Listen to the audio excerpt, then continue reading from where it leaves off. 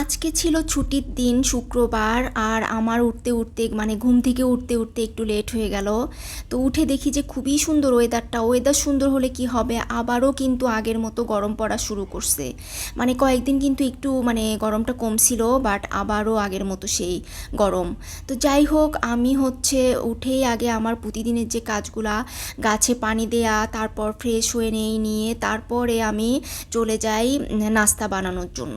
আজকের নাস্তায় আমি বানাবো হচ্ছে লুচি বানানোর জন্য এখানে আমি 1 কাপ ময়দা নিয়ে নিছি। এই ময়দাটার মধ্যে আধা চা চামচ লবণ, তারপর হচ্ছে একটু সয়াবিন তেল, সব কিছু দিয়ে একটু ভালোভাবে মাখিয়ে নিয়ে তারপর আমি এর মধ্যে আস্তে আস্তে পানি ঢালতে থাকবো।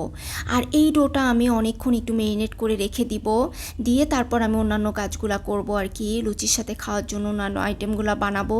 তো লুচি কিন্তু আমার খুবই পছন্দের একটা খাবার।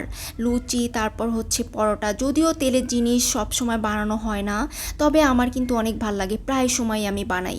তো যাই হোক, এই যে আমি কিন্তু তেল দিয়ে তারপর একটু একটু করে পানি দিয়ে সুন্দর করে একদম মেরিনেট করে রেখে দিলাম।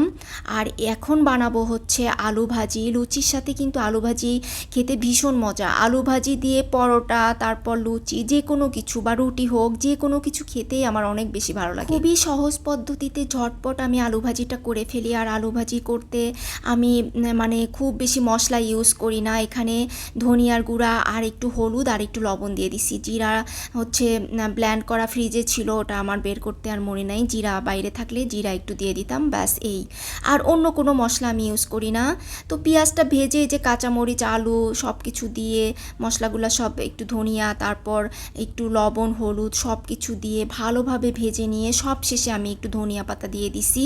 ধনিয়া পাতাটা দিলে কিন্তু আলু ভাজির ফ্লেভারটা একদমই অন্যরকম হয় এবং খেতেও ভীষণ মজা লাগে। তো এই যে হয়ে গেছে আমার আলু ভাজি, কিন্তু একেবারে ঝটপট তাড়াতাড়ি করা যায়। এখন আমি একটু লাচ্চা সেমাই বানিয়ে নিব। লাচ্চা সেমাই বানানোর জন্য এখানে আমি আধা কেজি দুধকে জাল দিয়ে নিচ্ছি। তারপর হচ্ছে কিশমিশ, চিনি সব কিছু দিয়ে ভালোভাবে মানে একটু ঘন করে নিব। আর দুধটা যত ঘন হয় ততই কিন্তু সেমাই খেতে ভীষণ মজা হয়।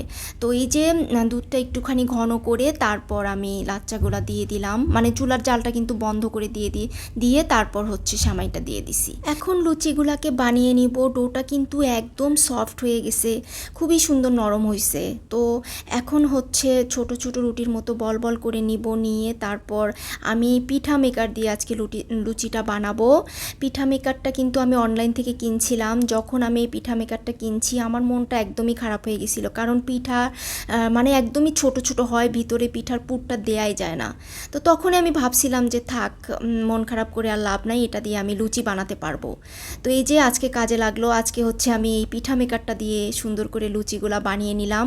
হয়ে গেছে কিন্তু একেবারে খুবই তাড়াতাড়ি ঝটপট লুচি বানানো হয়ে গেছে। তারপর তেল গরম করে লুচিগুলাকে একটু ব্রাউন কালার করে ভেজে নিব। আসলে ডুবো তেলে ভাজলেই লুচিটা মানে ফুলে বেশি আর একটু ক্রিস্পি থাকে, তাড়াতাড়ি শক্ত হয়ে যায় না। তো আমি হচ্ছে ব্রাউন কালার করে ভালোভাবে লুচিগুলাকে ভেজে নিলাম। খুবই সুন্দর ফুলছে লুচিগুলা। আর এখন আমি একটু সেমাইটাকে গার্নিশ করে নিব। এখানে কালো কিশমিশ, সাদা কিশমিশ, তারপর হচ্ছে কাঠবাদাম কুচি করে খুব সুন্দর করে একটু গার্নিশ করে দিলাম। আসলে যে কোনো জিনিস একটু গার্নিশ করে দিলে কিন্তু দেখতে সুন্দর লাগে আর খেতেও ভালো লাগে। তারপরেই তো হয়ে গেল আমার হচ্ছে আজকে ছুটির দিনে সকালের নাস্তা। যদিও আমি মানে খুব বেশি ভারী নাস্তা কখনোই করতে পারি না, সকালবেলা আমি অনেক বেশি খাবার কখনোই খেতে পারি না। সকালের নাস্তাটা আমার সব সময় মানে প্রতিদিনই আমার খুবই কম খাওয়া হয়, কারণ বেশি খেয়ে ফেললে আমি সারাদিনের কাজগুলি একদমই করতে পারি না। তো এই যে আলু ভাজি দিয়ে লুচি খাচ্ছিলাম, এটা কিন্তু আমার অনেক পছন্দের একটা খাবার। আলু ভাজিটা বিশেষ করে, আলু ভাজি দিয়ে পরোটা, রুটি, লুচি যে কোনো কিছুই আমার অনেক ভাল লাগে। এরপর আমি কড়া করে 1 কাপ চা বানিয়ে নিয়ে আসি। চাটা কিন্তু অনেক কড়া করে বানাইছি, কারণ এই চাটা না খেলে আমার সারাদিনের অন্যান্য কাজগুলি করতে পারবো না।